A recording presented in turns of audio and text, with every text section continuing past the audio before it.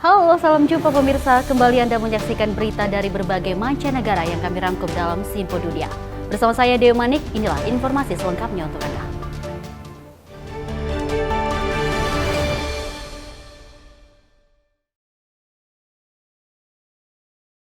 Kita awali informasi berikut ini di mana Presiden Amerika Serikat Joe Biden ini menjelaskan kepada rakyat Amerika Serikat alasan mengurungkan niatnya mencalonkan diri kembali dalam Pilpres tahun ini. Ia juga menjelaskan berbagai isu dan tantangan bagi Amerika Serikat saat warganya bersiap memilih pada November mendatang. Dalam pidato pertamanya sejak menyatakan mundur dari pencalonan kembali dalam Pilpres, Presiden Joe Biden menjelaskan alasannya tiba-tiba mundur juga mengangkat 5 dekadenya sebagai pejabat publik. Menurut Joe Biden, Amerika Serikat perlu pemimpin baru dengan energi baru untuk menghadapi tantangan masa depan.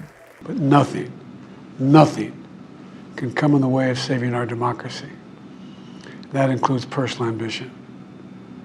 So I've decided the best way forward is to pass the torch to a new generation. That's the best way to unite our nation. You know, there is a time and a place for long years of experience in public life.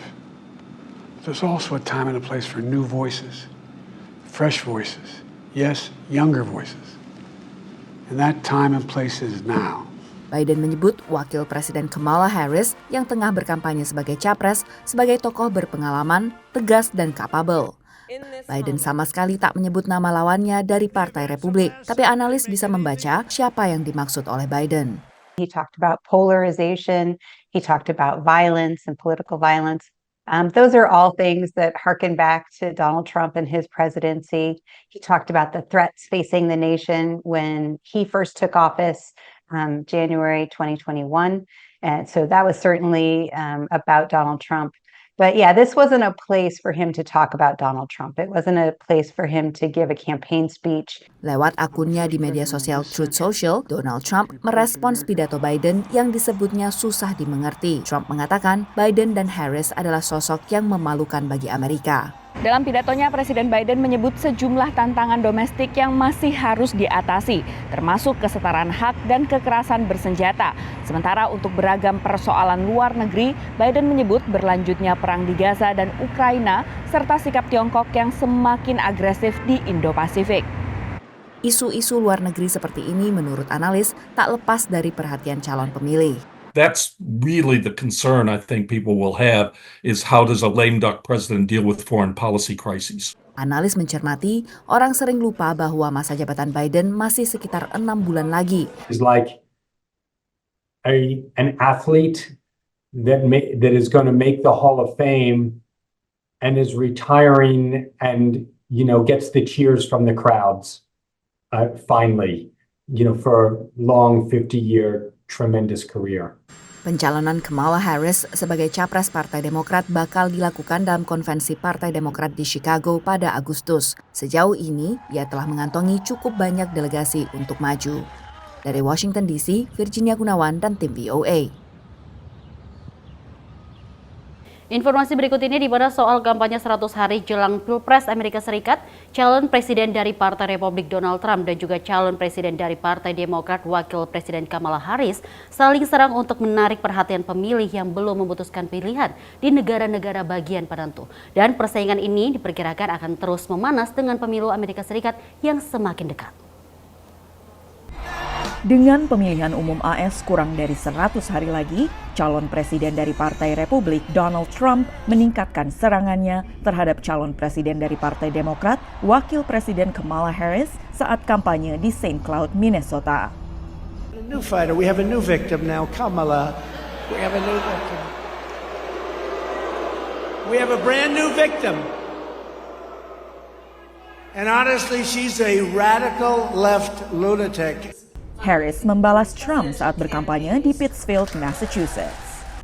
And you may have noticed Donald Trump has been resorting to some wild lies about my record, and some of what he and his running mate are saying, well, it's just plain weird. Tim kampanye Harris mengatakan mantan jaksa penuntut tersebut telah mengumpulkan 200 juta dolar AS sekitar 3,2 triliun rupiah sejak mendapat dukungan Presiden Joe Biden.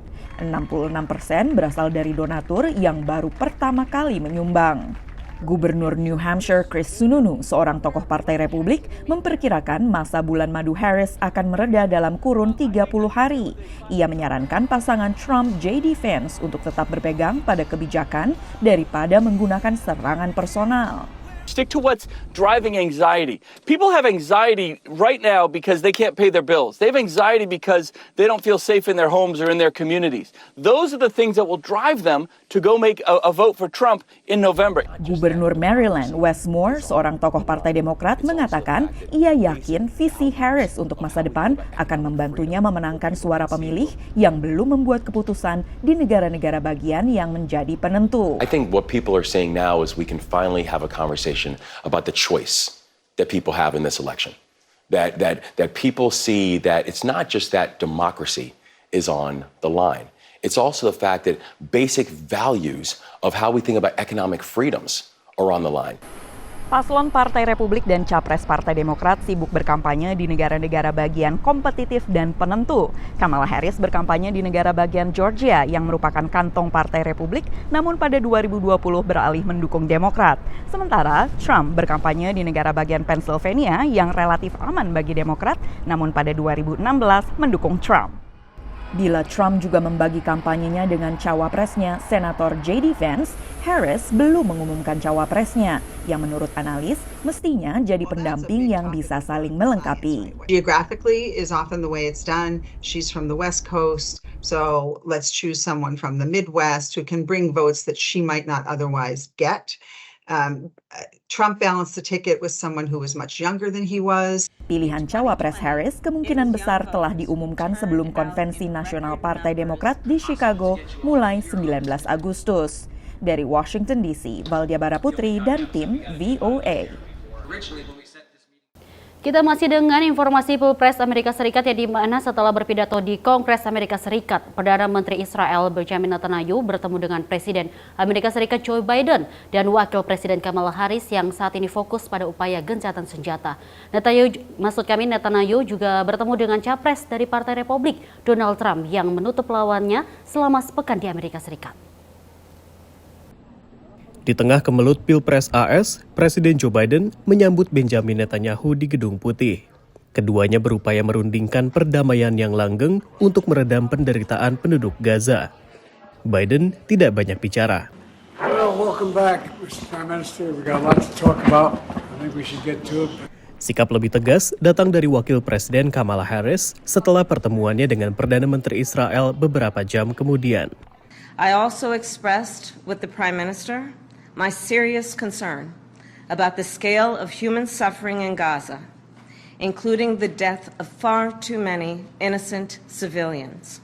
Gedung Putih mengatakan bahwa pertemuan dengan Biden berlangsung produktif, namun tidak menyebutkan adanya terobosan. President had a chance to lay out his concerns about where we are on the ceasefire deal and getting us to conclusion on that, as well as to talk about a range of other issues. Iran's destabilizing activities, the tensions at the blue line up with Lebanon, the need for more humanitarian assistance getting to the people of Gaza.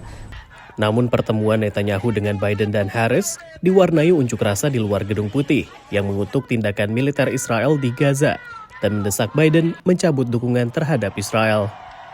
Selain bertemu dengan Joe Biden dan Kamala Harris yang merupakan kubu petahana dari Partai Demokrat, Netanyahu juga bertemu dengan kubu Partai Republik. Sehari setelah pertemuannya di Gedung Putih, tim Netanyahu juga bertemu dengan mantan Presiden AS Donald Trump di kediamannya di Florida. Trump bertekad mengupayakan perdamaian di Timur Tengah dan melawan antisemitisme di Amerika Serikat jika ia terpilih kembali menjadi presiden. It was never bad. I would say it was always good. No president has done what I've done for Israel, and we've always had a very good relationship. Pertemuan-pertemuan Netanyahu ini dianggap beberapa analis telah membuahkan hasil, terutama terkait ofensif ke Rafah. Vice President Harris told them they shouldn't go in or there'll be consequences. Biden didn't want them to go in. It turned out actually to be a pretty successful mission. They haven't finished Rafah, but they were able to quickly move a lot of the Palestinian civilians into other areas so the Israeli military could fight Hamas. Namun para pengkritik Netanyahu, baik di luar maupun di dalam Kongres AS, tidak setuju. Mereka mengingatkan presiden masa depan, siapapun dia nantinya, bahwa suara kritis juga ada. Dari Arlington, Virginia, Rio Tuasikal dan tim VOA. Kita beralih ke informasi lainnya, di mana setelah sebuah roket mendarat di sebuah lapangan sepak bola di dataran tinggi Golan yang dikuasai Israel, serangan ini menguatkan kembali kekhawatiran meluasnya konflik secara regional. Lawatan Menteri Luar Negeri Amerika Serikat Antony Blinken ke 6 negara Asia akhirnya juga didominasi perang Israel-Hamas, dengan tewasnya belasan anak-anak dan remaja di dataran tinggi Golan akibat serangan roket. We are deeply saddened by the loss of life that we saw. There is no justification for terrorism, period. We're determined to bring the Gaza conflict to a close. It's gone on for far too long. It's cost far too many lives. We want to see Israelis, we want to see Palestinians, we want to see Lebanese live free from the threat of conflict and violence. Israel langsung membalas dengan menggempur posisi kelompok militan Lebanon Hizbullah. Despite Hezbollah denials, they were probably responsible for the attack. It was almost certainly accidental. I mean, it could have been, the coordinates could have been wrong, it could have been a faulty rocket. And perhaps Israel might have intercepted it and knocked it off course. I'm not sure. But Hezbollah, I mean, they've done some terrible things, but they would have no interest in attacking a Druze village under Israeli occupation. Dataran tinggi Golan adalah wilayah yang disegatakan di perbatasan Suriah dengan Israel dan direbut Israel dalam Perang Arab-Israel tahun 1967. Pada 1981, Israel menganeksasi dataran tinggi Golan sebagai bagian wilayahnya di tengah penolakan dari PBB. Dalam lawatannya ke Asia, Menteri Luar Negeri Blinken menekankan Amerika Serikat tetap mendukung hak Israel membela diri sambil tetap mengupayakan gencatan senjata.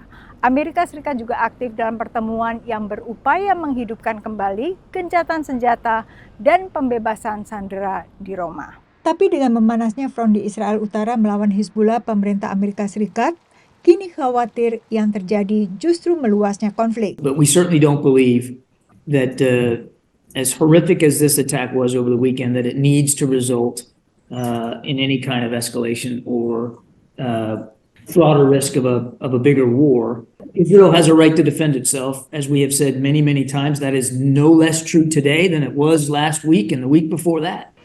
Israel terus menggempur Lebanon Selatan sebagai balasan terhadap serangan di dataran tinggi Golan. Sementara perang berlanjut di Gaza dan pasukan Israel meminta warga sipil Palestina mengosongkan sejumlah wilayah di Gaza Tengah. Dari Washington DC, Yuni Salim dan tim VOA.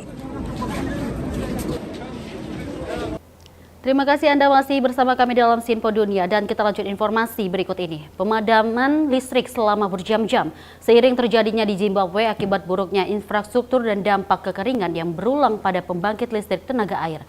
Untuk membantu negara ini, program pembangunan PBB atau UNDP ini memasang panel surya di ribuan puskesmas milik pemerintah.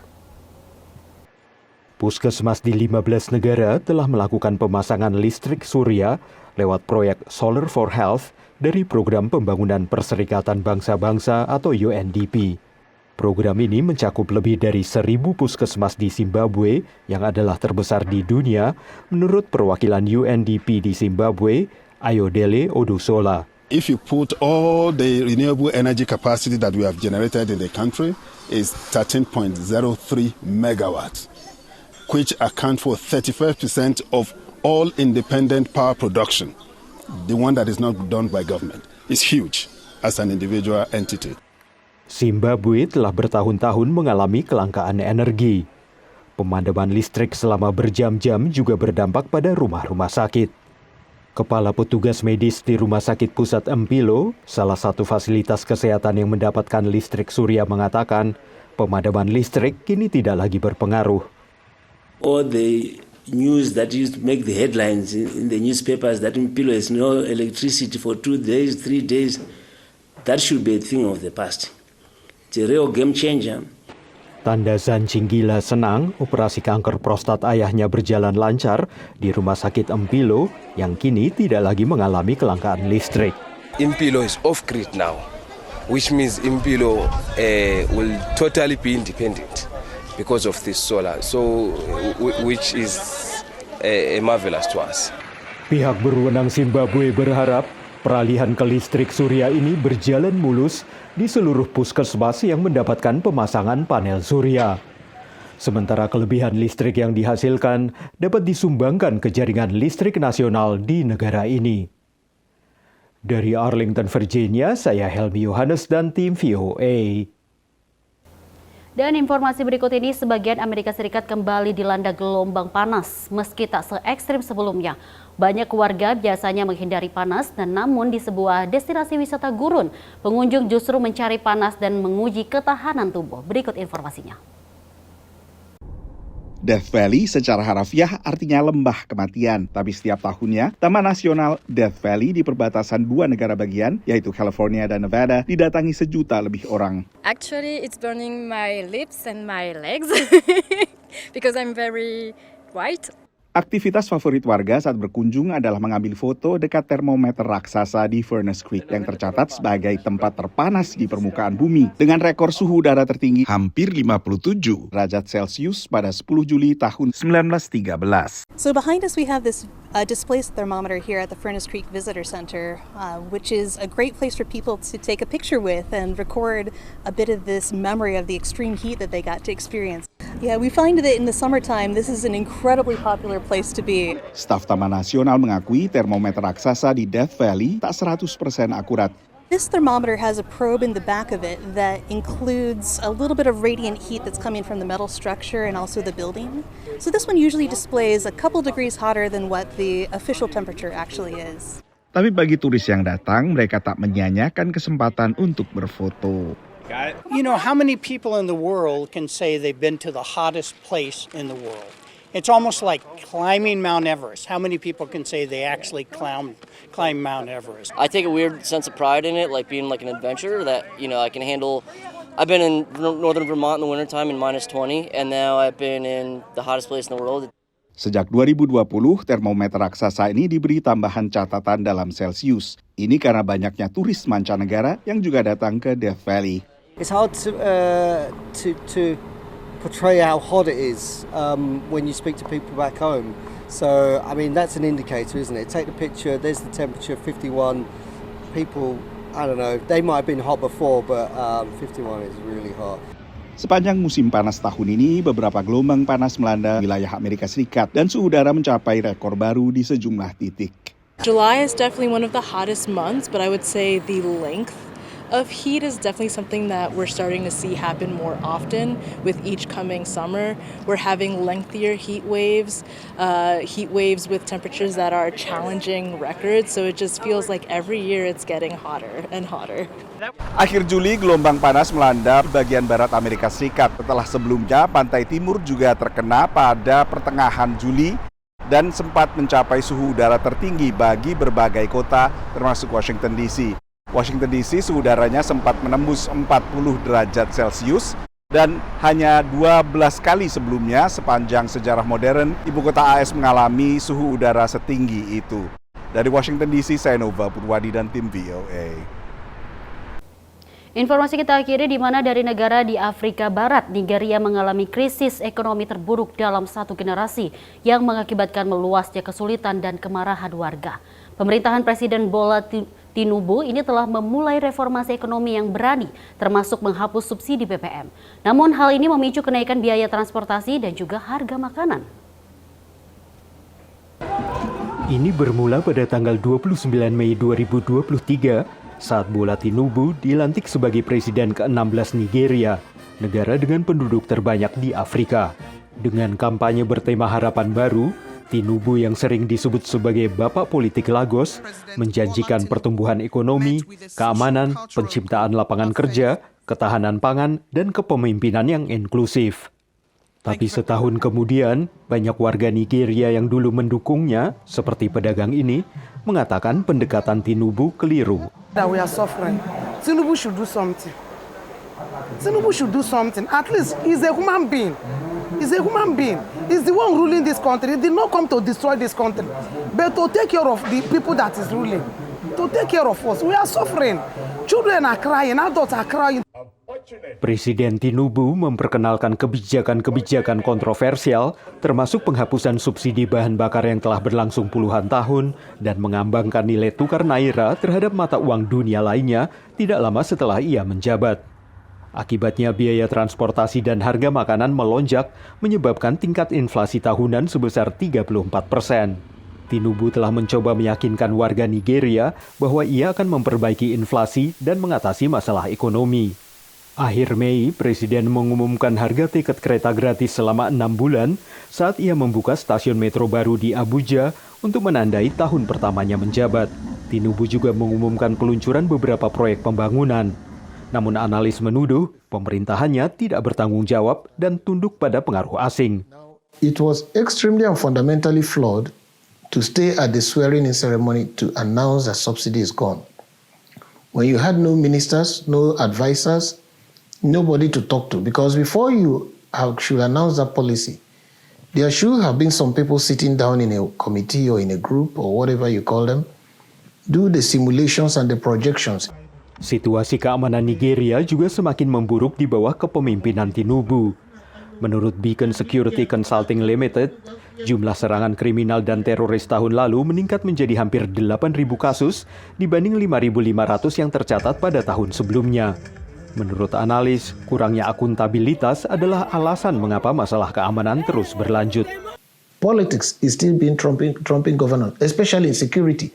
How many of these bandits have been captured, tried, prosecuted, and sentenced for people to see? Serikat Pekerja Nigeria telah mengancam melakukan protes jika presiden tidak membatalkan kebijakannya mengenai mata uang dan subsidi bahan bakar. Sementara banyak pihak mengatakan mereka akan terus mengingatkan presiden akan janji-janji kampanyenya untuk membuat Nigeria menjadi lebih aman dan makmur. Dari Arlington, Virginia, saya Helmi Yohanes dan tim VOA. Informasi tadi menutup perjumpaan kita dalam edisi Sinpo Dunia kali ini. Saya Dewi Manik dan mewakili seluruh kerabat kerja pamit undur diri. Terima kasih atas kebersamaan Anda. Sampai jumpa.